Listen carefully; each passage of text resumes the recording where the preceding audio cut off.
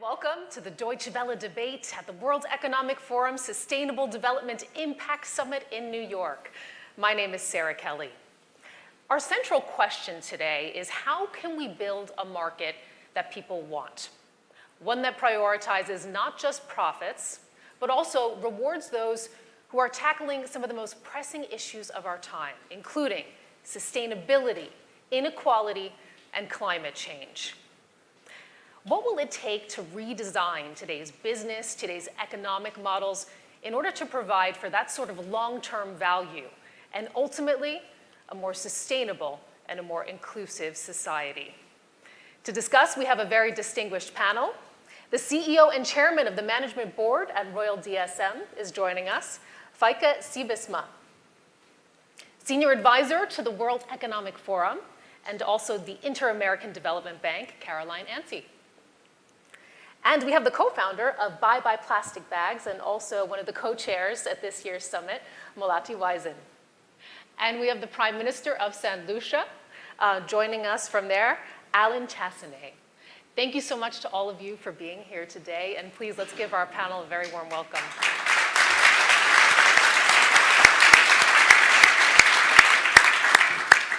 And Feike, I'd like to begin with you, because you have a company, you're helping to run a company, that was not always sustainable. You've been around for more than a century. You started in mining, then went to chemicals. Now you are a leader in nutrition and food ingredients. And I found it quite interesting. I've heard you claim before that you can both make a profit and improve the world. So you've cracked the code. Well, I appreciate the compliment, and indeed, thanks for rubbing it in. We were once one of the most polluting companies in the world. We were a real stiff coal mining company 117 years ago. After the Second World War, we changed and we became a bulk chemical, petrochemical company. And last 15, 20 years, we changed again and transformed ourselves completely towards a science-based company. We're the largest in nutritional and food ingredients in the world, and sustainable energy, sustainable materials. When I started with that transformation and journey over the last almost 2 decades, I said, indeed, I would like to change the world and I would like to make the company successful. Many of my investors said, oh my Lord, and what is more important? I said, well, both. I would like to make money by making the world a better place. Okay, now then we can forget your stock and should invest somewhere else. I said, well, preferably not, by the way. I just started as CEO, so please support me a little bit. Because I believe that the role of business is to make the world a better place. We are not a charity foundation, so we need to make money. But we need to make the world a better place also. So why aren't more businesses doing that? Well, we changed our portfolio, we changed our business models, and I will say something more maybe later on about that, about how to change the markets, because sometimes it's hard. But we went into different business. We now make of sustainability our living. We make electronics greener, we use agriculture waste for energy, we make food healthier, we make cows cleaner in terms of their emissions, etc., etc. We make our money with that.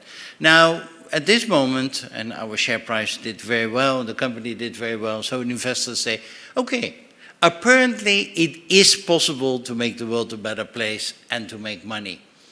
And I say to those investors, you know what? Come back in 10, 15 years. Those two things are not exclusive, like you said 10 years ago. Those things cannot go hand in hand together, which you say today.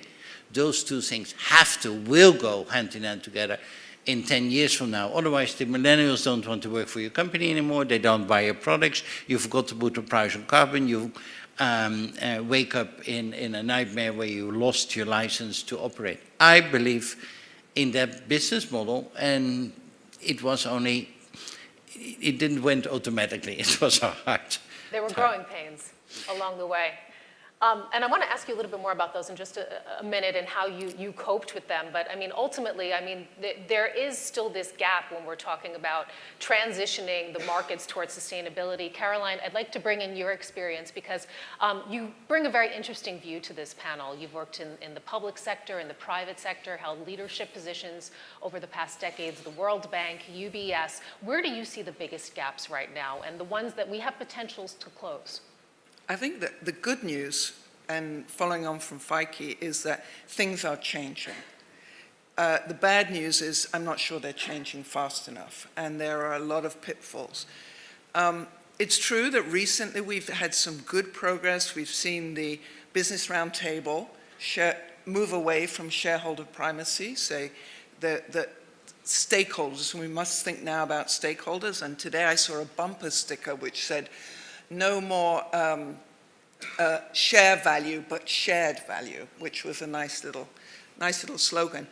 The bad news is that a lot of companies are still thinking about corporate social responsibility. They're not running it through the business, through the strategy. They're not really putting it into the plumbing. And without any global metrics, consumers and investors and others really don't know who is sustainable and who is doing greenwashing. And my worry is that over time, there will be a big scandal, reputational risk, and people will become disillusioned with the whole talk of sustainability because it will turn out that their investments or the companies or the supply chains aren't really sustainable. So I think we need global metrics, and they need to be mandatory, and companies need to show how they're running the business in line with people and planet and this broader group of stakeholders that the Business Roundtable talks about. And we need to be able to compare companies, and they need to be a third party. And regulators need to hold them to account for that. I think we also need to look at how we use product labeling so that consumers control about 60% of global GDP. They make choices every day using their pocketbooks, their wallets. With proper labeling and disclosure, we've seen it with food labeling, but also with product production, supply chains, consumers can make that choice. But it's very important that consumers don't have to pay more for doing the right thing. At the moment, sustainable products, the goods, as we might call them, largely cost more. And all the bads, the things that aren't necessarily sustainable, can cost less. And we have to change our system of taxation and subsidies and incentives to align with a sustainable future. Now, these are all big ticket items. This is not just about one company or several companies changing. This is really about making the financial system fit for sustainable purpose, and it will take work by regulators, governments, civil society, and the private sector. So I think we've come a long way, and we shouldn't be too cynical, but now's the time to really make sure that the labeling, the standards, the regulators, the integration of environmental, social, and governance into the way companies work, so that it really will mean something, that we've moved away from that idea that the bottom line is how much have you made to how did you make it? And that how you made it and how you treated all those people along the way and the society, the long-term value is key. In a way that can be verified, in a way that can be trusted. And Mr. Prime Minister, I'd like to turn to you now because I think that you would underscore the urgency for that change. You're on the front lines of the climate emergency. You're a small island, but you most certainly have a big voice. And you're here in New York this week on a mission, aren't you? What needs to happen right now for your country? Well, most of the small island developing states are facing two things: extinction and being viable. And unfortunately, the extinction part comes first. So we have had now several years where there is absolute evidence of the climate change. It's numbers that are incomprehensible. So for instance, Dominica, 2 hurricanes. The second one, Maria, 200% of your GDP. I mean, can we fathom that? that all of a sudden life as you knew it on an island is completely destroyed, that the people who are staying there are really the ones that were self-employed, that were on the farms, and teachers, doctors, nurses leave. Do they ever come back? And so Bahamas, and if I can just take you for a moment, to be in a house in which the sea level rose more than 15 feet, and that you're hanging onto the rafters of your roof to breathe because the water's underneath you. And that instead of the wind blowing off the roof, the water basically took the roof off with it. And that you were there for 36 hours. And then now another 24 to 48 hours afterwards, there was still sufficient wind that did not allow planes or helicopters to come in. So for 5 days, you were literally by yourself. And then when the water subsides, what do you have? You have an island that had 25,000 people that has nothing. So for the next year and a half to 2 years while the island is being rebuilt, who's thought of the logistics of where those people are going to go?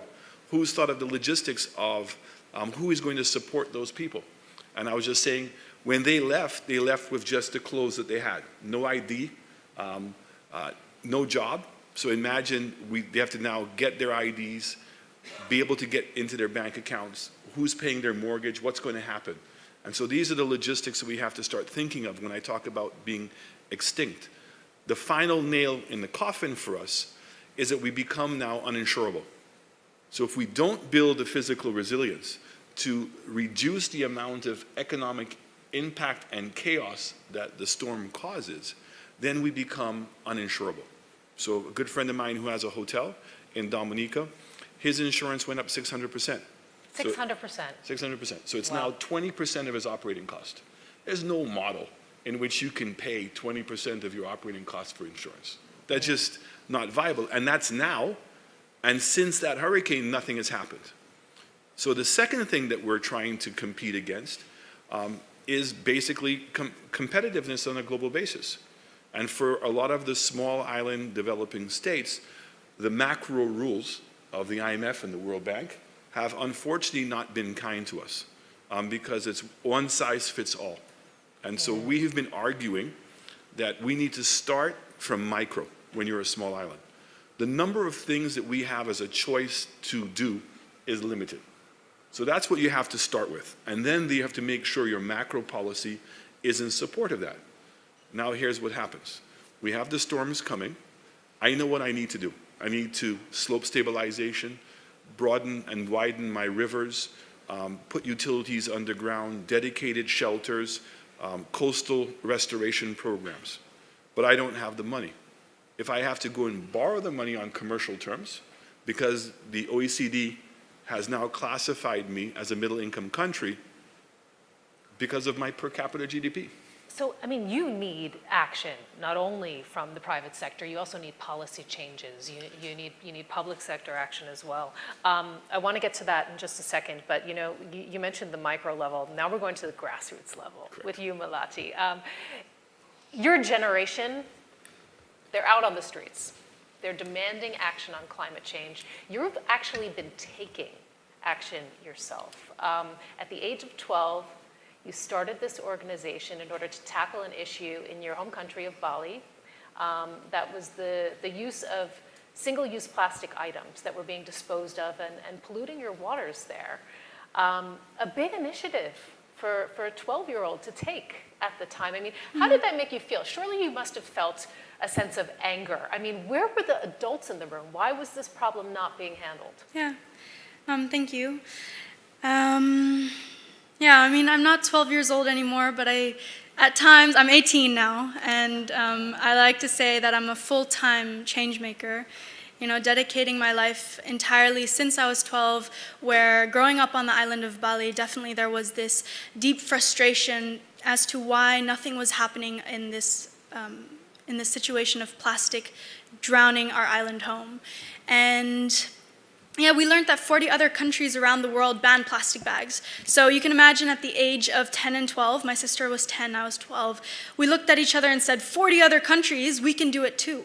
And so it was as simple as that, It was no business plan, no agenda, no strategy that we pulled together. It was just this, it came from this pure intention and this vision to make our island home of Bali plastic bag free. And that was 6 years ago. And with our NGO, Bye Bye Plastic Bags, we've really managed to mobilize the masses on the island. We've gone into classrooms, we've gone into conferences, we've also gone into government meetings. And I think this is where you see the integration of what needs to happen on a society level, how we have to mobilize, how we have to collaborate to really get change happening.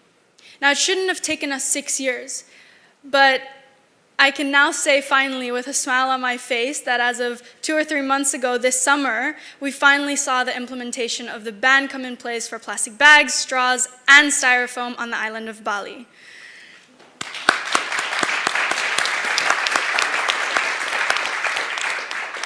But I really resonated with what you said earlier, that things are happening, and I see that again and again entering these sort of spaces, learning from so many different people from all around the world. Things are happening, but they are not happening fast enough. And one of the forefront questions of this panel is, how do we create markets that people actually want? And through my work with bioplastic bags, through my work with meeting other young change makers and the discussions we have, our answer to that question would be to involve people in the planning for those markets. Involve the young people. Take our ideas, as crazy as they might be, we have things to offer. We are smart, we are passionate, we are motivated, and we are ready to be part of those opening markets. And we're ready to completely change the world and the lifestyle that we're having, because at the rate that we're going at, it's not enough, and it's not fast enough. And you feel like your voices aren't being heard now? Or I think we're going, we're demanding past just being heard. We don't want to just be heard. It's not enough for us anymore.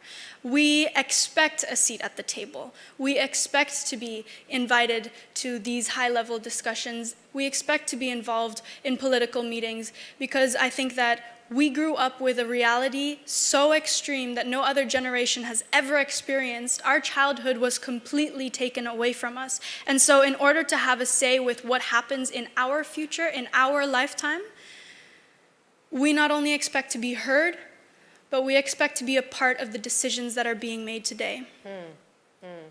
And one of the decisions, we're seeing at least potentially a shift in the world of business right now. We had the Business Roundtable come out about a month ago with this commitment, essentially, to benefit all stakeholders, not just shareholders. The issue of shareholder primacy, they say, is not going to be so predominant in doing business, something that Caroline just mentioned.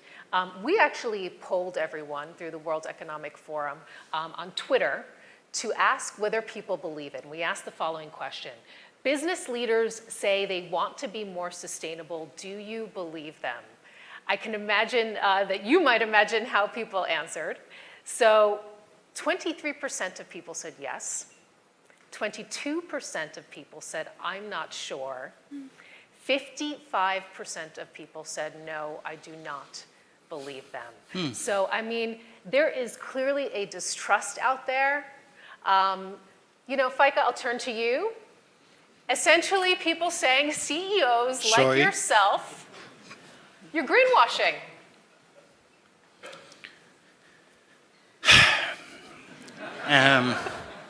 Yeah, it is a devastating score, of course.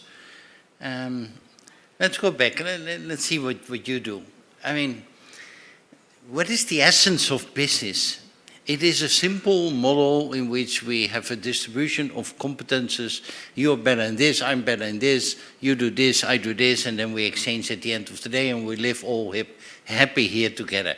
It is not more complicated than that. That's the role of business. In the last decades, we thought that making money is not a tool, but is a goal. It is not a goal. Making money is a tool to exchange a little bit the goods and to live happy all together. If you look to her business and what you have done, it's nowadays called a social enterprise or a social entrepreneur. I don't like that word, although I admire what you do. I think all entrepreneurs, all business leaders should be social entrepreneurs.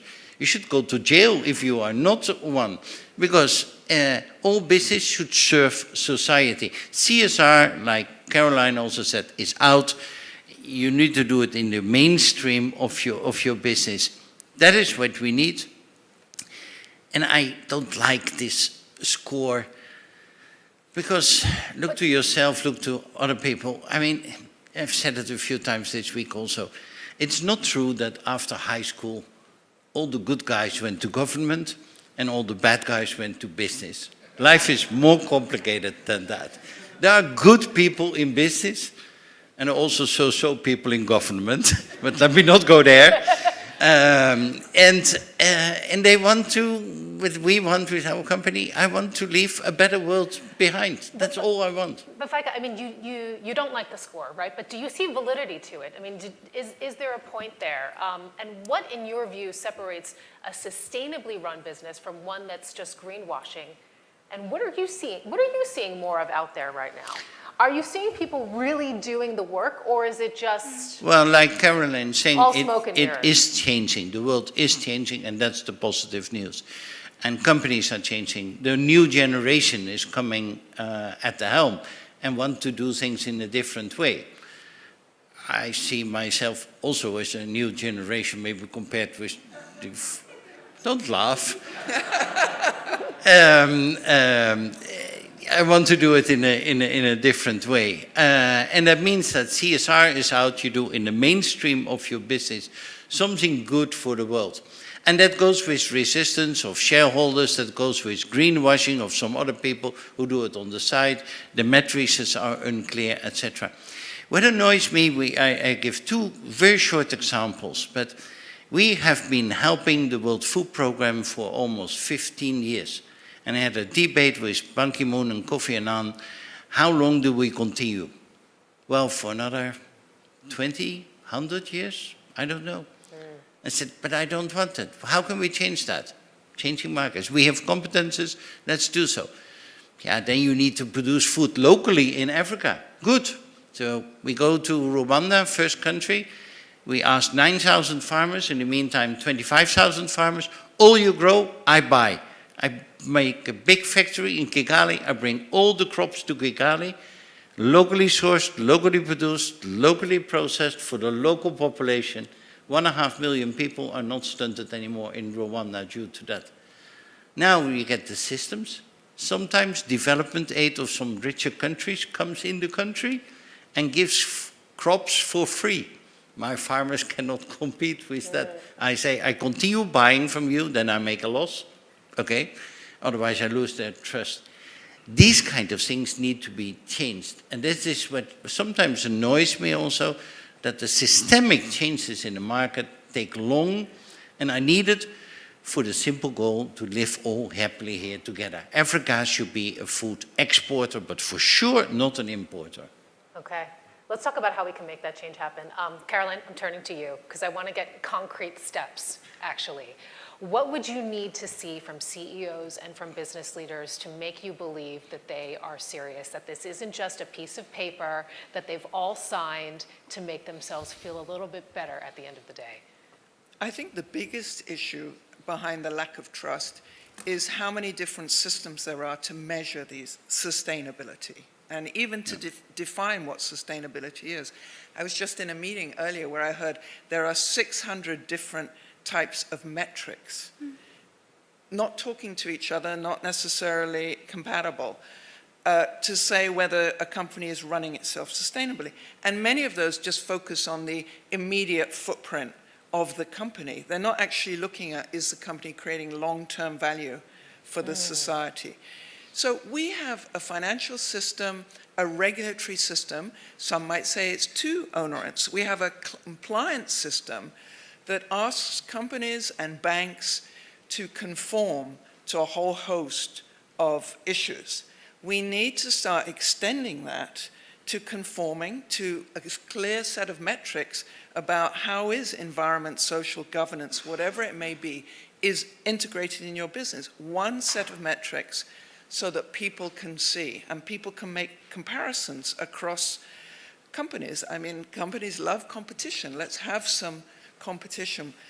It's not easy to do, but we've already seen central banks beginning to talk about integrating climate risks. The Financial Stability Board is talking about disclosing climate risks around stranded assets. So it could be done. I think that's the single biggest change. And I think without it, people will continue to not be able to make comparisons, and there will be scandals, and there will be greenwashing. And then, as I said before, disillusion will set in and will be pushed right back. So that would be my main concrete example. And going back on the hopeful side, our present market system was entirely predicated perhaps on Adam Smith, but it was also predicated on economists saying people will only act in their own self-interest. That is what it's all about. If we all act in our own self-interest, we'll also act in ways that we have to get on with each other. Now, behavioral economists are saying, no, that is not always the case. People will act in the interests of their community, even if it isn't necessarily their own self-interest.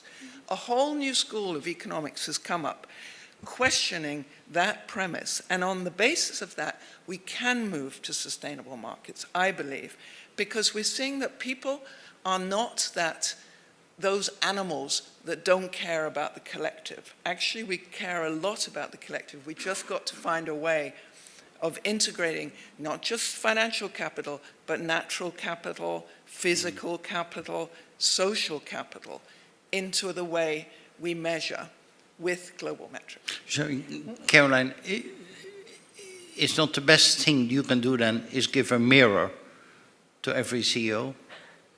What do you think of that proposal? No, I want to take that challenge. I think a mirror for every CEO would be good, but even with a mirror, I think some might turn out to be rather short-sighted. Yeah, but they need to do something with the mirror, to look into it and to answer the question whether they, with their activities and their companies, are contributing something meaningful to society.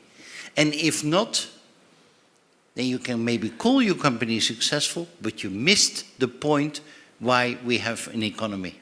But I think, Feike, not all CEOs would know, of course you accept it, not all CEOs would know what contributing to society even necessarily meant.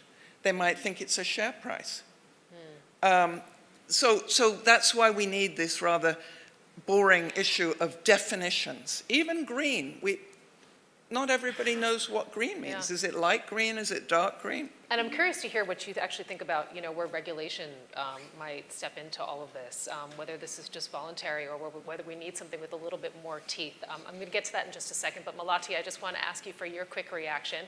How do you feel? Do you trust business? I mean, you've had the experience, you partner actually with businesses. What have you learned in your experience? What is incentivizing them? And just generally speaking, I mean, how does your generation see the business world as a step to getting to where it is we want to go with sustainability? I think we're seeing a lot of commitments come out, but again, I think that we know that I think we're just expecting a lot more. And with the timelines that are set in place, with the budget that we know companies have behind them, they're investing in 70% when they could be investing in the 100% solution. And I think that we're living in a time where we're waiting for this leapfrog to happen.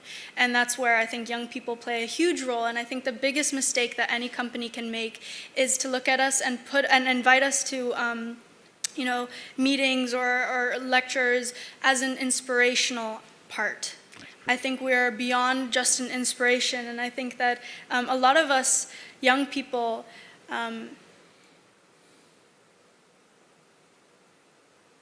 we want to really give voice to what matters for us. And I think that with the changing markets, we're already creating a bigger push and a bigger direction of where we want to see it go. And that's also the consumer's role. As us individuals, we do our homework. We go above and beyond, and we have phones. This is the first time I don't have my phone on me, right handy. But we have our phones on us at all times, and especially as kids, we go on social media, we check out what the company stands for, what the reports are, and if we can't find it, we start questioning. And it's those big, hard questions that we're asking, and when we don't get an answer that sits right with us, when we feel a hint of greenwashing, that's when we decide as consumers where we want to use our pocket or where we want to use our wallet for. That's where we can make the decision. And actually, I'm going to quote one of my friends, Shiteskat, who says, people power is more powerful than people in power. Right? And that's where we see the collective gathering of people uniting and understanding, what kind of market we want to make, what kind of future we want to make. That's where you start seeing the shift happen. So you're holding up the mirror through your consumer power. Yeah, but I as young people. I also think Amazing. and I think that the mirror, it's a reflection of what is happening every single day. And when we're still ignorant with it, it's disappointing, especially for the reality that we're facing on a daily basis. Mr. Prime Minister, you weigh in here. What do you want to see from business? I think the world is a challenging point, but that's no news to everybody. The question really becomes the disruptors. So Caroline is right. We're not pricing our products out properly, right? So the idea that you would transport a tomato to St. Lucia, which is a small tropical island, because the economies of scale suggest that it's cheaper to produce it somewhere else, right? How does a small farmer in St. Lucia survive if in fact the product that he's producing, which may have substantially less carbon emissions, but he cannot produce the volume of that tomato to be able to sell it at the price that's currently in the market? So to Caroline's point, that's the disruptor. We're talking about that we want to be able to get off oil. So if we imagine if we were to price oil appropriately, we did that a couple of years ago. In 2014, the price went up to $140. What happened? The whole world started collapsing. Financial systems started to shut down. All of a sudden, commodity prices started to go up. And so the fact is the world is not in a place right now, in my humble opinion, to be able to start addressing some of these bigger issues. But in the meanwhile, you have a new consumer that's coming out that is now demanding that change and is now purchasing totally differently. So you hear people saying, I'm not going to eat meat because meat or cows are our second largest emitters of carbon emissions. So if the consumer now starts reacting to those things, is the system set up to be able to deal with that? And see, this is where I think a small island developing state comes in. So imagine if a country of 180,000 people can find the solutions to be sustainable and viable, and that you now go the way that we're thinking. We're saying, let us, I had to write it down again, think small and act smart, right? Because it's about being small now. All of a sudden, where the big part was the economies of scale, but it wasn't being priced in because you have the transportation to bring everything else to distribute on a world basis. Whereas I go to a restaurant in an island, Bali, I want to get fresh produce from Bali. And now people are saying that's what they want. They don't want the canned juice that comes from somewhere else, or canned juice that really is the same prototype of the same canned juice that I can get anywhere else in the world. And how much did that cost and how much did it disrupt? So we have a thing in England, I think it's called free trade, in terms of that we're trying to figure out what products were produced, how were they produced, what were their employment strategies. Once you start now imposing these new rules, whether we call them rules or requirements, then all of a sudden the distribution process is going to start to change quite dramatically. And we start becoming a bit more sustainable. And why is that important? Because the system that we've been currently doing has marginalized the poorer people of society. They can't compete. The value of a carpenter being able to produce one cupboard, that's been lost because now we have factories that can produce thousands of cupboards cheaper than what he can produce it at. And that driving of the marketplace has completely changed. And I see a value system changing in younger people, but not just in younger people. I'm seeing a lot of people now when they're traveling around the world, what's the number one word? Authenticity. And that authenticity and that requirement to be different is what I think is going to be that fundamental change. And she was right, Mulata's right, in that the power is in the consumer. The consumer now is starting to realize that they actually, in fact, have a lot of power. And we have seen some game changers. So the internet has made information more readily available. The internet allows me to go and book my vacation and research my vacation, whereas what did we do before? The lazy way. Went to a travel agent or a tour operator, they had a nice brochure, cut down a lot of trees to be able to produce the brochure, and we were being told where to go, versus the ability to research and find things that share the same values as us. So this is the game changer that we're depending upon to make the change. And I think that if the world can genuinely focus on one thing, because we've asked the UN. The UN was established in order to prevent a third world war from taking place. And I think the greatest threat to a world war right now is the inequity. I genuinely believe as a politician that there should be a minimum standard of living that every single human being in this world deserves. And if we were able to focus on that and hold that up as a great value, access to education, access to healthcare, housing, and economic opportunity, and security. Those basic things would fundamentally change now how our value system works. Okay, so let's talk about a universal basic income. No, I'm just kidding. No, don't I believe think me. that's a little bit too much to bite off for this particular topic. But I do want to talk about, the actions that can be taken. And Feike, I'm going to turn to you with that one. And perhaps you can give us some lessons learned from your company through its transformation, and ones which can be extrapolated and perhaps used by other business leaders, for example, going forward. And I just want to remind us also of the central question that we're asking today. How can we move beyond growth to create greater alignment between nature, people's choices, and the economy? For me, it still starts with the mirror and your own belief and your own moral feelings and opinions. If you don't have that feeling on what your contribution should be, then it goes wrong. If you have impact, if you have power as a CEO or a company, you need to take the responsibility going together with that. It's not enough, it's not the only thing I will build, but there it starts with. The second thing is, we have not priced in all the wrong things we do. We are still, I'm leading the global coalition for putting a price on carbon. We just reported last Saturday that if you put a price on carbon between somewhere 30 and 100, 150, there's no reason to say that you lose out competitiveness. So put a price on carbon and therefore create a market with low carbon products. There are more of those tools to price it in. The good thing is that younger generation, new innovations, technologies, it's all there to do things. So we will come there and we will get the solutions. We need to wipe out the greenwashing by the matrices of Caroline to have clear what is true, what is not green. And then as a CEO, as a company, I understand, and I've been there myself, you come into a tension with your shareholders who said, yeah, but I want to return. How do you convince them? By communicating with them, not saying just trust me, like to the public also. By communicating with them, I think that this is our role, this is our responsibility. I will not deliver every quarter maybe the numbers you expect. I will miss out some quarters. Over a longer period, I'm convinced that I will generate value because I changed the portfolio to the needs of the world. It would be strange if the world has no money for its main needs. So I will make money and you will make money, but it will take a little while from time to time.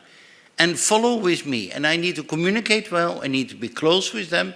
Not say, hey, you are investors, just listen to me. No, I need to interact with them, to take them with me in that journey. And that is what we did, transforming the company. I missed quarters. I had issues. Over a longer term, I did 3 times better than the index. But on the short term, for sure, not always. So it is possible. But price in, start with the buying a mirror, then price in the wrong things like carbon, wipe out the wrong people by the right measures, who is really green, who not, embrace the younger generation and the technologies, and communicate with your stakeholders to take them with you in your journey. I think it is possible. Melati, what lessons do you think we need to learn? I mean, you've talked a lot about the role of the individual, for example. Or you can tell us, how you might see the possibility to scale some of your initiatives, for example. I truly believe that we don't need more mirrors, but we need to look more at each other. And I think that we need to build a true community where we can build trust and where we can have that authenticity that we tap into because we have only each other to depend on.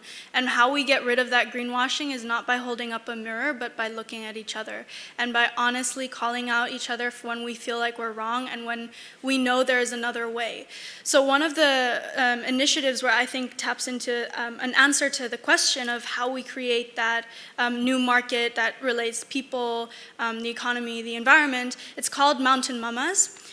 This is something that we created. It's a social entrepreneurship where with bioplastic bags, we kept getting the question, well, what alternative are we supposed to use? And being a young woman myself, I saw an opportunity here where we could empower other women in Indonesia and come up with an alternative to the plastic bag. So Mountain Mamas, here's how it works. We empower the local women in a village up in Wanagirikau on the slopes of Mount Batukaru. And we have them make alternative bags from pre-loved materials. So this is where partnerships and collaborations with hotels like the Hilton give us their sheets and their towels that they would otherwise throw to the landfill.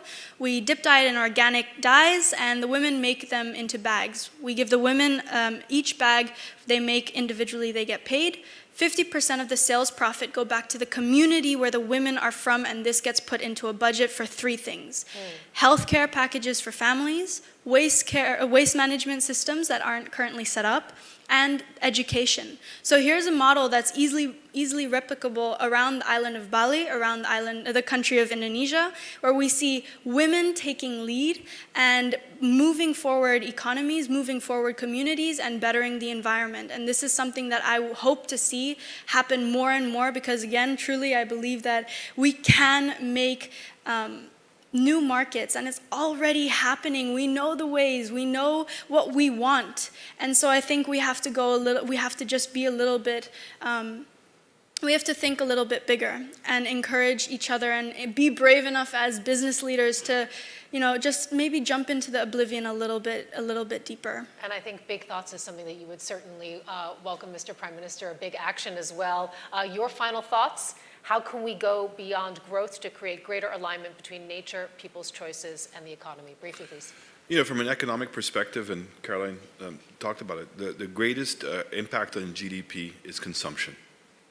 So for me, I always say that the difference between a socialist and a conservative, I happen to be a conservative, is that so many socialists believe the solution to that problem when there's a problem in the economy and they can't spend enough money is to raise taxes.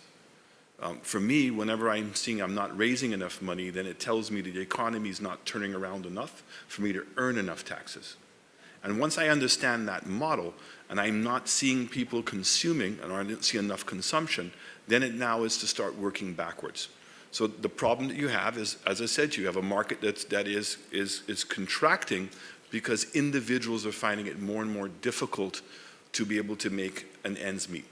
So this idea of a job, right? Is it just about saying statistically a person has a job? Or is it about a person earning enough money that they can own a house, go on a vacation, and do the things that we're talking about, and empowering them as a consumer? So this is one of the huge challenges, and that's what I would say to you, is that a small island developing state is facing those things on ground zero. And we're having to deal with the world economies of scale that is against us. We have macro policies that are against us. And I think that the solutions that we're finding can easily be now transformed to small towns in bigger countries. The solution will come from the small side first. Malika just told you an incredible story of how it can work. And you can make a difference in people's lives. And that is, I honestly, genuinely believe, the key to what we're talking about. We've got to bring the individual human person back into play. And this idea that we're hearing about populism or nationalism is coming back to what? Individuals who are feeling that their rights are being threatened and are losing their ability to compete in this global change. And I genuinely believe that we can have the best of both worlds. We can have innovation, and I watch what's taking place in Estonia, a country that decided to become what do you call it, e-commerce. But guess what? In becoming e-commerce, they now think of a borderless country. And I watch young kids design a product, pattern the product, put it out to source, that they have different manufacturers around the world that are producing it, and an internet which now can take the purchase orders. So here is in a little town, a bunch of young people that are able to run a business internationally because the system has been set up to do that. Let's take advantage of the great innovations that we have. We're not doing that enough. Caroline, I'd like to give you the final word now. Take us 1 year from now. We're at the next Sustainable Development Impact Summit. What action would you like to see in the next year on this particular issue? Well, I would like to see something on metrics. I would like to finally see something on redefining growth as not just growth domestic product, but about how resilient are your communities, how integrated are your old people, do your young people have jobs? We measure, what we measure we do, and we measure it in the wrong way. But I think there is on the horizon a very interesting pincer movement. And I think it looks like this. I think it looks like modern companies recognizing that their long-term value means they have to be sustainable. And the more that show that they can be sustainable and still deliver to their shareholders, the more it will spiral. Young people and others who are going to vote with their pocketbooks and say, we are not going to buy this stuff unless it's sustainable. We want sustainable transport in cities. We don't want to own cars. And I think you will get those coming together.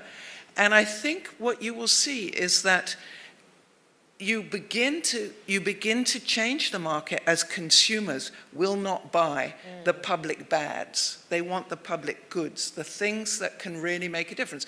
Now, we can overstate that, but with the right metrics to measure it and a bit of naming and shaming, those that don't live up, those that do greenwash, I think we can make a lot of progress. Accountability. So Accountability. how do we build a market that people want, one that is more inclusive, one that is more sustainable?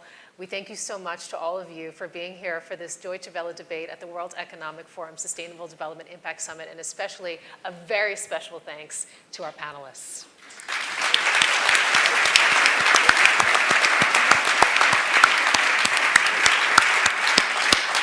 Ladies and gentlemen, I So need just hardly when you say thought it was how, over, enormously touched I was to have been asked to join you today.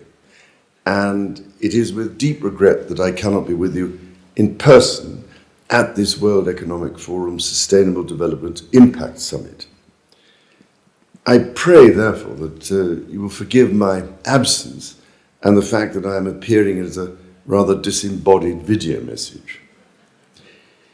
We now, at last, have a hugely important opportunity to reimagine our world through the lens of sustainable markets and to put people and planet at the heart of global value creation. For we are in the midst of an existential crisis that should now be well understood. Accelerating and catastrophic climate change and the devastating loss of biodiversity is the greatest threat humanity has ever faced. The destructive and costly nature of short-term political and corporate agendas is something I have observed with mounting despair over many decades. Our collective failure to make sustainable choices has put the future of life on Earth in peril. Small steps, therefore, are no longer sufficient. As one people sharing one planet and one future, we must now pause and reflect on our trajectory. Behind us are some 50 years of unprecedented progress, largely as a result of the conventional, but now increasingly unsustainable market system we have come to know. But unless we act now, the price for progress will prove much too high. Looking forward, we must think of the future we wish to build.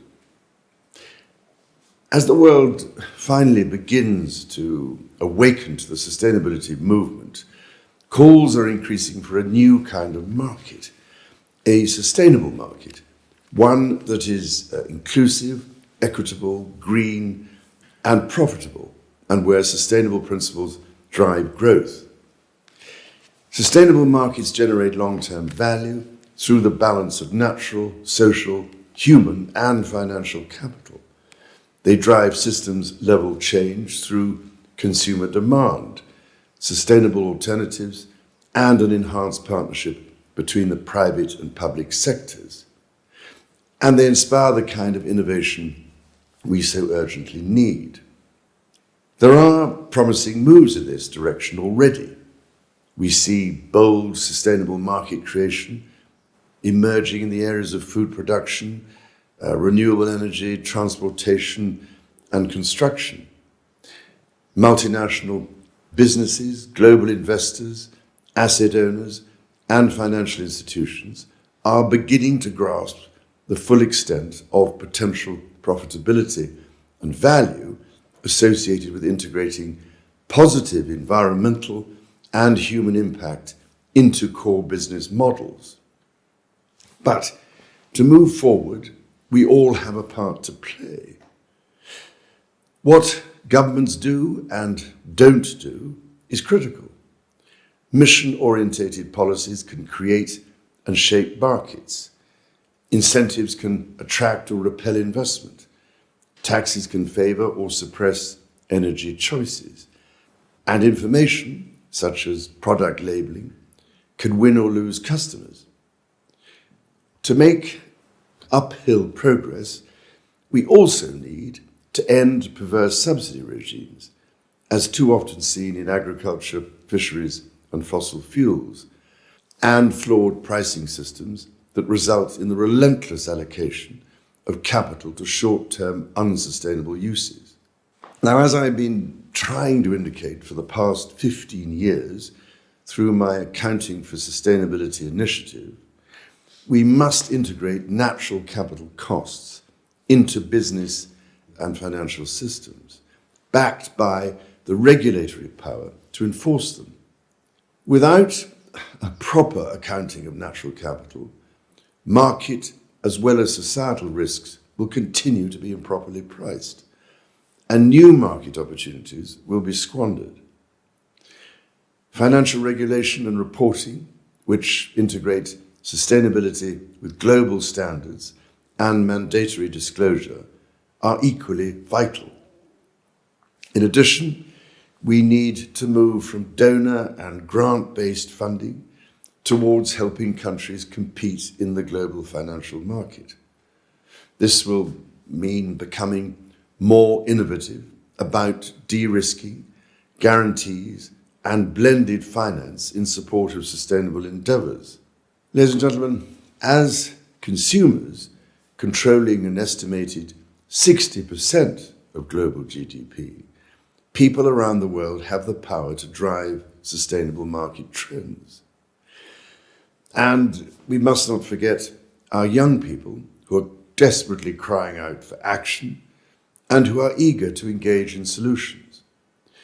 To enable them, our education systems need to be reimagined with a sustainable future and a circular economy in mind. To further these efforts, and after many years of working with the business world, to try and raise awareness of these issues and of the threats to our own economy if we do not enable and enhance nature's economy, which we have been busily undermining with disastrous consequences, I have recently created a Sustainable Markets Council with the generous support of the World Economic Forum. In the coming year, we will work with coalitions of willing actors across public, private, and philanthropic sectors to demonstrate the potential for sustainable market creation.